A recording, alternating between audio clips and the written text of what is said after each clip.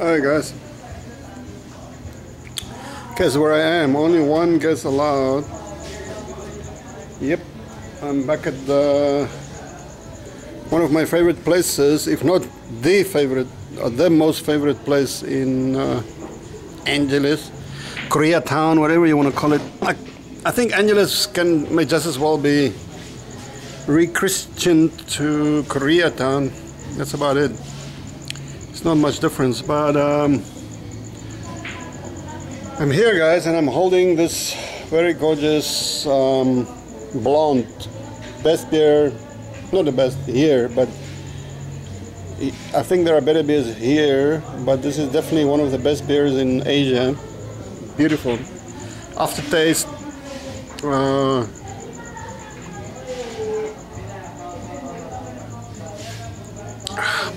Ooh. Aftertaste is amazing.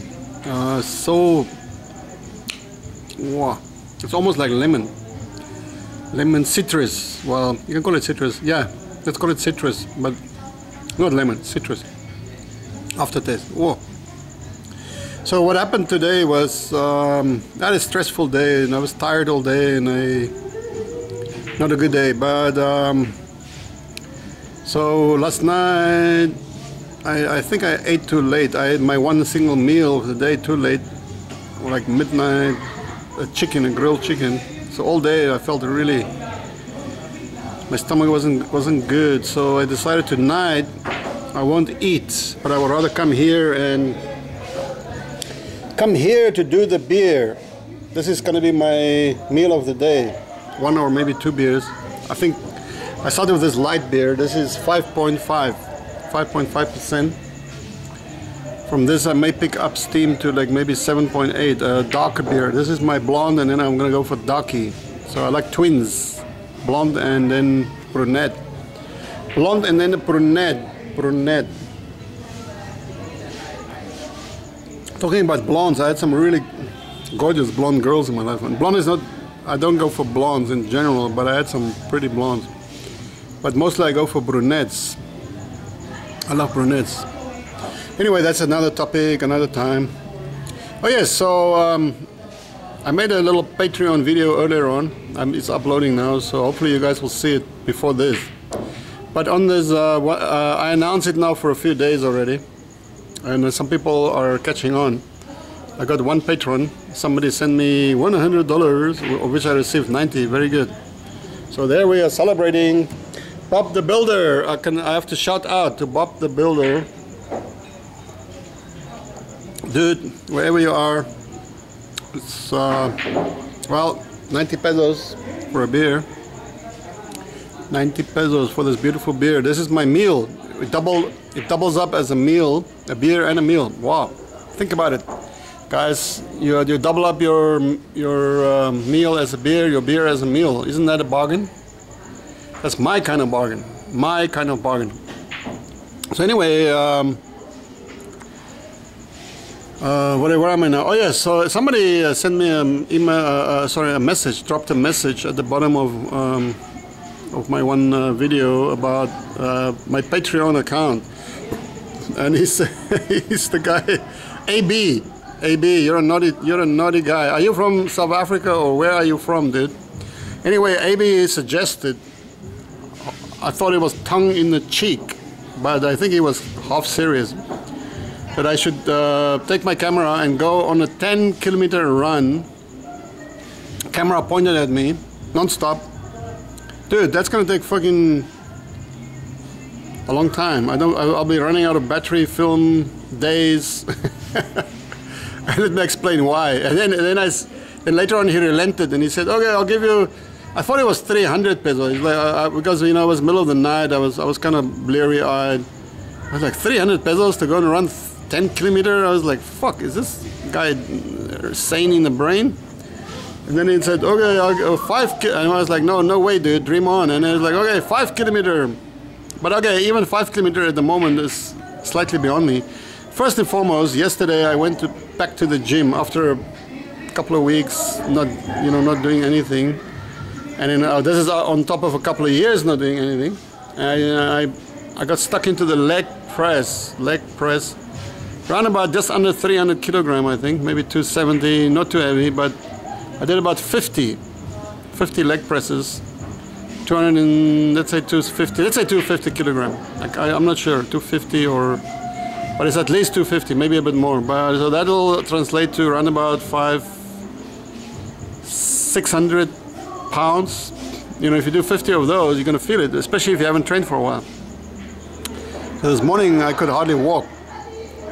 But anyway, besides that, I think it's a good time to discuss some of the consequences of an action-packed life. Just to show you guys what I mean. If you look at my leg, I start with my right leg. Okay, these are all your normal motorcycle burns. This thing here was this was a motorbike crash.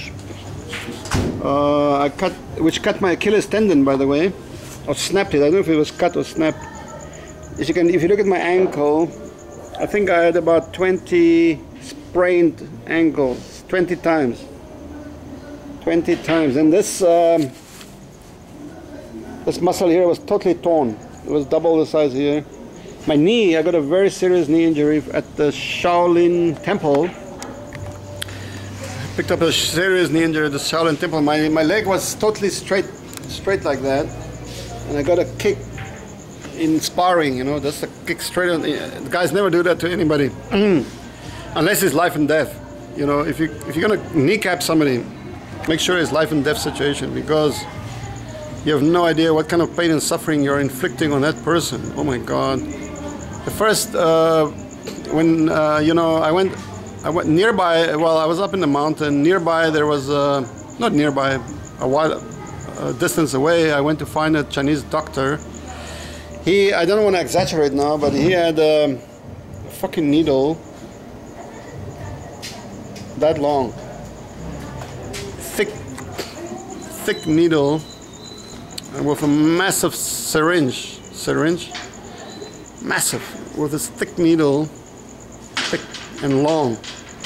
He pushed his needle right behind my kneecap, like I would say, right into the middle of my knee, behind the kneecap, right? That wasn't pleasant. That was very unpleasant. And he injected something in there. I think must have been cortisone or something. It really worked for a while. I mean, but I realized immediately I can't go on. I can't train like that. Well, you're at Shaolin, you know. This is Shaolin Temple. So you get up at 4:30 in the morning, run up the mountain, train 12 hours a day. It's fucking tough training. You can't do it on half a leg, or actually one leg, no matter you got a cortisone injection. So I left. I went down to the south of China, near Hong Kong. Wow, that's a fucking big rat there. Anyway, you need a few cats in here. So when I arrived there, I started to do a bit of English teaching, and then met some interesting people. But you know, I was still doing my Tai Chi Chuan. I don't know if you guys know what is Tai Chi Chuan. So you know, you have this kind of, oh, you know, it's like, and then at that time, my energy, my chi, you know, qigong, the chi is your life force or your life energy, just started to really go crazy, you know, like it started at Shaolin. I started training Tai Chi Chuan. I did the Lao Jia, Cin Tai Chi Chuan, Lao Jia Yi Lu. This is the old school, the first Tai Chi. This is a real combat style of Tai Chi. Very good, fucking great. Everything, you know, the Fa Jing, they have everything in it. It's a really good style of Tai Chi. If you guys ever want to do Tai Chi, I recommend. I've lost it now totally. I mean, it's 98 moves. 98 moves. Great style. But anyway, your Fa Jing, you have to release your energy, or your energy builds up. And at that point, the energy builds up and maybe I wasn't releasing, but anyway, it just grabbed all of me. And I was just like, and then I went on, because my knee was injured. It fucking grabbed all of my knee, and it was literally like being dragged across a very rough cement road. My knee inside, I could fucking hear it, and I was just like, I was fucked. I was really fucked. For the next 3-4 years, I was fucked. No, not 4 years, 3 years. Could hardly walk. I mean, I walked with great difficulty, couldn't climb stairs. I was in agony every single day. And one night I woke up and I was lying in bed. It was at 2 in the morning. I was fucking, my knee was just pumping, pump, pump, pump. And I just got angry, you know. And then suddenly I could just feel the chi just forming in my stomach. And then it went straight to the knee. It was like a big hand grabbing my knee, like this. I could hear the bones cracking. Boom. Settled. My knee was settled until now. My knee is, this knee is pretty good. But okay, but before that knee, I told you about my calf. I torn the calf muscles running in the fucking rain. Really bad tear. Oh, blood was just pumping. Within 30 minutes, the calf was double the size. Before that, I had this motorbike crash. Now this was miraculous. Technically, I was declared dead because this was back in South Africa. I was working at Sasolburg. Sasol 1, probably one of the biggest plastic companies in the world, petrochemical companies in the whole world, maybe the biggest. I think they are the biggest investor, foreign direct invest, FDI, ever in the history of the USA. 9 or 11 billion investment in the US. The single biggest investment ever was by Sasol 1. I used to work for them. And at that time I had the old Yamaha XT 500.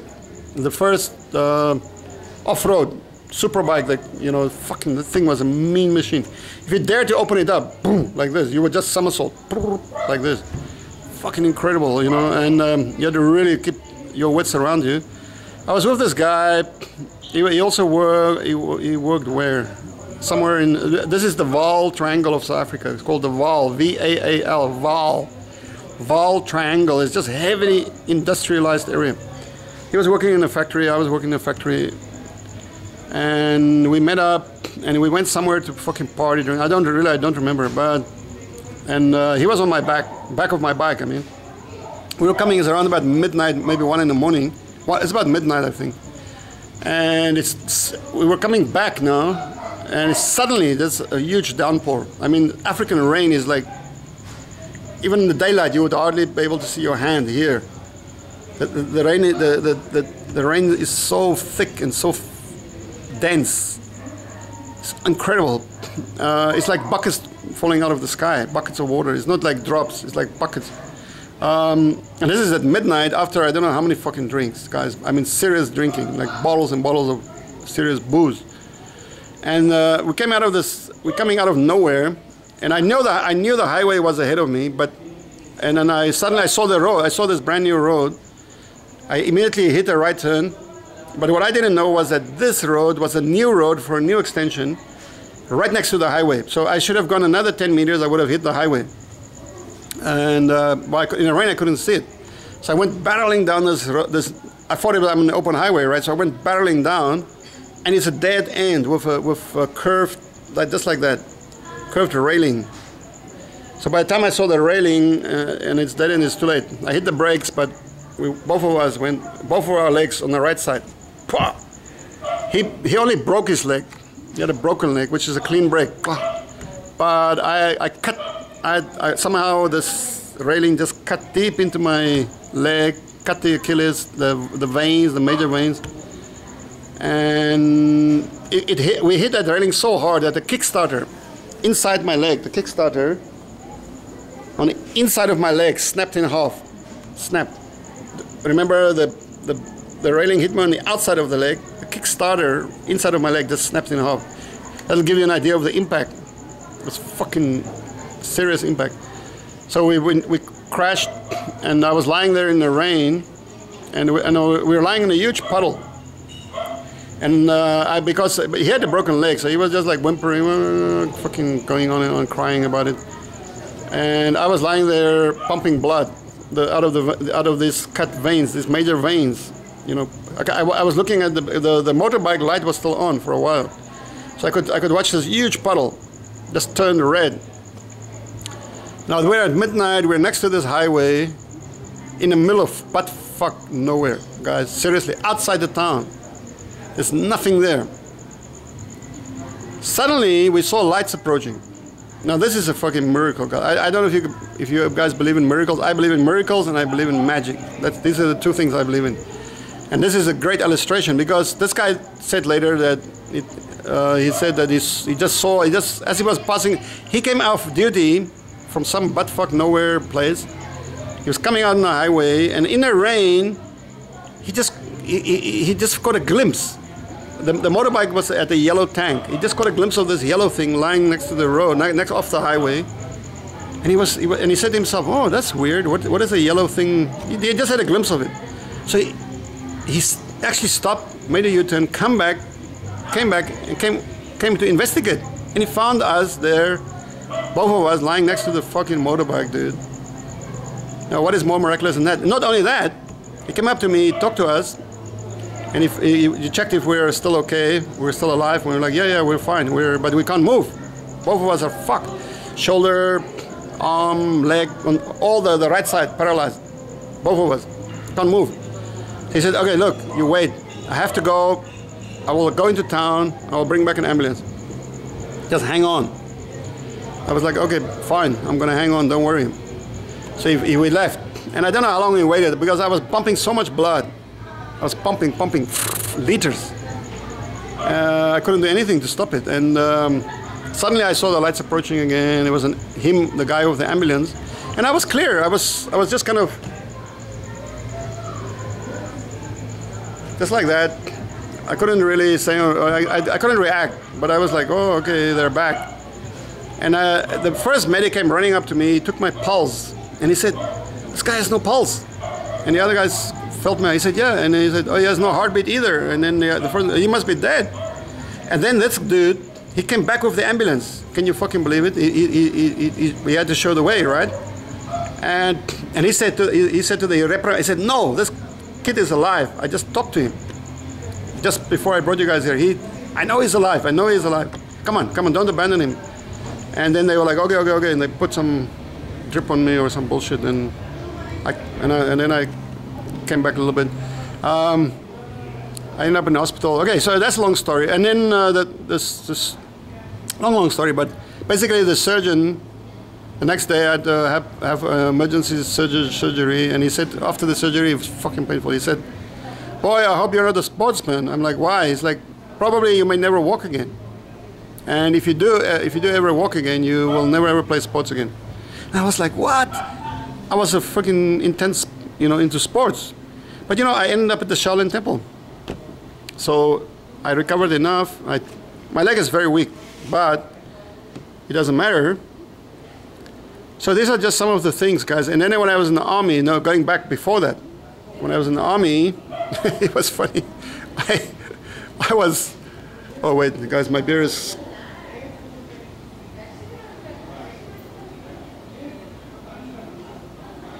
You guys have to remember, this is my meal, my only meal of the day. No breakfast, no lunch, no dinner. It's now, what time is it? Oh yeah, I got this. This is my phone from the pawn shop, guys. Zenfone 4, 5,000 pesos. I'm planning to use this for live streaming, and this is what I use for live streaming, by the way. Great. So the time is 8:28. 8:28. Oops. 0828. Always poetic. Always poetic. My numbers, they're always poetic. When I show you a number, you're gonna see it's always poetic. So anyway, 0828. So when I was in the army, guys, we were playing rugby. I'm talking about in the war zone, right? In the war zone. Now we were based on the Great Okavango River. There's a camp called Bagani. Bagani was on the Great Okavango River, right on where the Caprivi strip starts. So it was quite cool there. The whole place was just one massive reserve, animal reserve. You had elephants, lions, hippos, crocodiles. I think while I was there, three of our backup soldiers got eaten by crocodiles. I mean, we had close encounters of all kinds. Snakes, plenty. But anyway, the point is here, we started playing rugby, right? And then our backup troops at that point were the Cape Colored Corps, CC, Cape Colored Corps, CCC, right? Now these Cape Coloreds are mixed blood people. in South Africa, right? They're not totally white, they're not totally black, they're in between. And this is apartheid. So technically we're not allowed to mix. We're not allowed to play sport together. We're not allowed to take a bus together, shit like that. But we're up in the war zone. So they had a good rugby team, or they had a rugby team. They challenged we were like the headquarters, all the white guys in the headquarters, you know, the officers, and I was intelligence. So we made our own team. We had some good players. So we thought we had a good chance. We can beat these guys. They destroyed us. Total destruction. First of all, our playing field there was not a single blade of grass to be found. In the middle of this field, this huge, massive field, there was a huge fucking rock about as high as this table. Not much, well, maybe a little bit lower. We covered it with sand. So you had this huge, massive sand hill in the middle of the field, and it was right on the side here. On the side was the Okavango River, full of crocodiles, hippos. Sometimes we had to chase off the crocodiles off the field, right? Because they would come and sleep. They would come in a suntan on the field, and then we had to chase them into the water before we can start playing. So if the rugby ball, went into there was like a bunch of reeds along the water. So sometimes the ball would get stuck in the reeds. Somebody had to go and volunteer to go and get the ball, knowing there were like 10-meter crocodiles in the water. So it was a lot of fun, and every now and again a hippo. But so anyway, and the one corner, if this was the corner of the, here was the corner, right? It was like this, yeah, but it was, the river would cut over, so the river would cut out the corner. So this was our playing field. And then when you start playing, the dust, it was just sand, right? So the dust would start to build up. And rugby is a rough game, guys. It's a fucking rough game. Let me tell you. In this game, after the game, we lost heavily. Our captain, he was a provincial player, a good player in South Africa. He asked the captain of the Cape Coloured, he said, okay, well, you know, sorry, we're going to give you a better game, but if you're interested in any of my boys to play for your team, you're welcome. And then the captain just pointed straight at me. We want that guy. So I ended up playing for the Cape Coloured team. I was the only white guy in the team. And you can imagine, it was fucking all action, because each game we played against a white team, and they didn't want to lose to non-white teams. So, and we became the champions of the border area. Shucks, 2-0. And the final game was at Buffalo Base, 3-2 Battalion. If you guys don't know who is 3-2 Battalion, let's go and search 3-2 Battalion. That's it, that's all you have to do. And come back to me and tell me more about that. It was at their own base.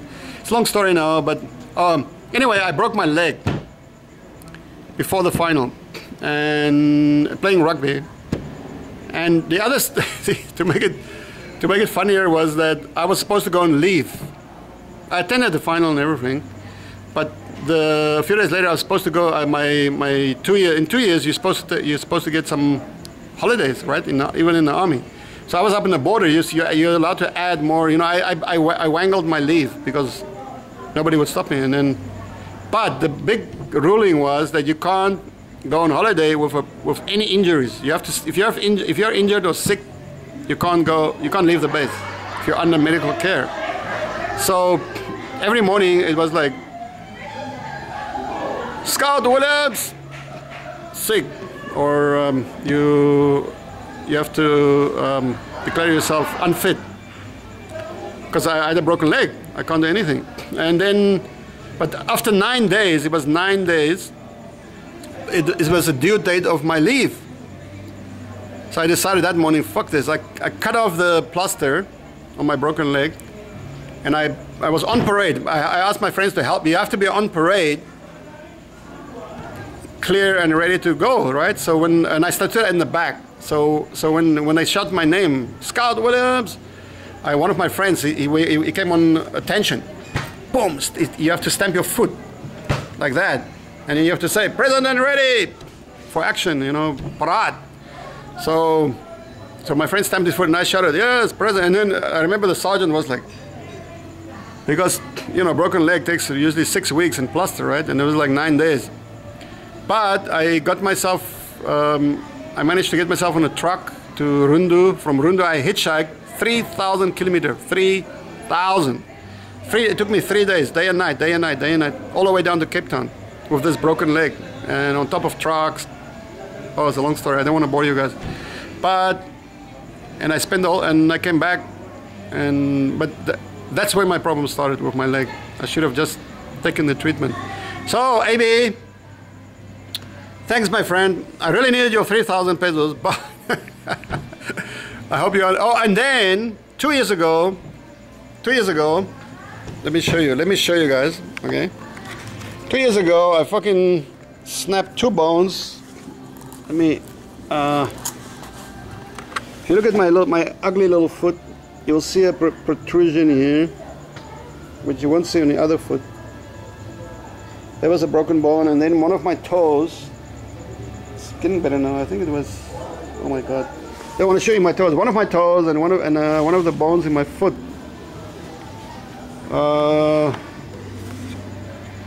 was broken as well. That's why for the last 2 years I was just like trying to recover, guys, because I walked for 3 fucking weeks on a broken foot. I didn't even know it was broken until the foot just went like pop, and I think one of the bones stuck into the. It's just something serious happened because it was just suddenly it's swollen double the size. Agony was incredible, but. So, okay, I'm not a complaining kind of person. I'm just mentioning this, okay? And maybe I will try your 5-kilometer race for 3,000. Check it up to 5,000, I will fucking definitely do it, dude. Even though it's probably gonna kill me or fucking... But anyway, that's my story about my leg. Take it or leave it. So, but I appreciate, AB, I do appreciate your offer. Okay, guys, thanks. I hope you enjoyed the story and wasn't too bored. I'm still halfway through my meal. I'm drinking very slowly because I don't want to, you know, I haven't had decent food for 10 days now. 10 days today, guys, 10 days today. Intermittent fasting, I recommend it strongly, intermittent fasting. I'm down to 91 kilos. I'm just getting, you know, lean and a little bit lean, mean and trimmed. So went to the gym yesterday. I should do more gym. That's true. That's true. But I'm gonna try it, okay? Okay, guys. Thanks, and take a look at that Patreon thing, okay? Because that was the whole discussion was about that, actually. Okay, thanks. Cheers, huh? I'm out of here.